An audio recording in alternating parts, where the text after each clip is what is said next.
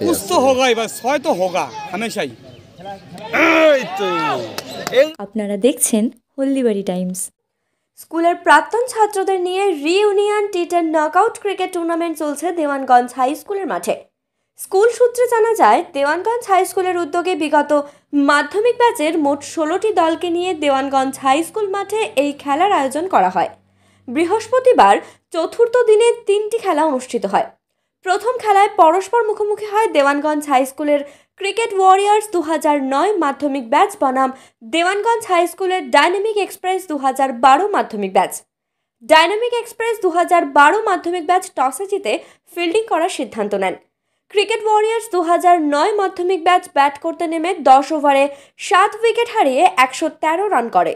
জবাবে dynamic express 2012 মাধ্যমিক batch bat করতে নেমে 8 ওভার 5 বলে 4 উইকেট হারিয়ে প্রয়োজনীয় রান তুলে খেলায় জয়ী হয়। ডাইনামিক এক্সপ্রেস 2012 মাধ্যমিক ব্যাচের সুপ্রিয় অধিকারী ব্যাট হাতে 73 রান করে ও বল হাতে 1 উইকেট নিয়ে খেলায় সেরা নির্বাচিত হয়।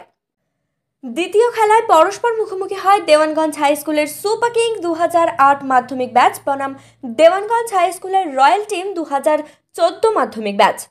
সুপার কিং 2008 মাধ্যমিক ব্যাচ টসে জিতে ব্যাটিং করার সিদ্ধান্ত নেন। ব্যাট করতে নেমে 10 ওভারে 4 উইকেট হারিয়ে 92 রান করে। জবাবে রয়্যাল টিম 2014 মাধ্যমিক ব্যাচ ব্যাট করতে নেমে 6 ওভারে 3 উইকেট হারিয়ে প্রয়োজনীয় রান তুলে খেলায় জয়ী হয়। রয়্যাল টিম 2014 মাধ্যমিক ব্যাচের প্রসেনজিৎ রায় 2 ওভারে বল করে, 2টি ওভারই মেডিন দিয়ে 2 উইকেট নিয়ে খেলায় সেরা নির্বাচিত হয়। তৃতীয় খেলা অর্থাৎ চতুর্থ কোয়ার্টার ফাইনালে পরস্পর মুখোমুখি হয় রয়্যাল টিম 2014 মাধ্যমিক ব্যাচ বনাম ডাইনামিক এক্সপ্রেস 2012 মাধ্যমিক ব্যাচ। রয়্যাল টিম 2014 মাধ্যমিক ব্যাচ টসে জিতে ফিল্ডিং করার সিদ্ধান্ত নেন। ডাইনামিক এক্সপ্রেস 2012 মাধ্যমিক ব্যাচ ব্যাট করতে নেমে 10 ওভারে 10 উইকেট হারিয়ে 97 রান করে।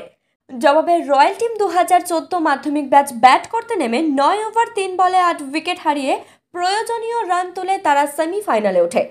রয়্যাল টিম 2014 মাধ্যমিক ব্যাচের তপন রায় ব্যাট হাতে 37 রান করে খেলায় সেরা নির্বাচিত হয়।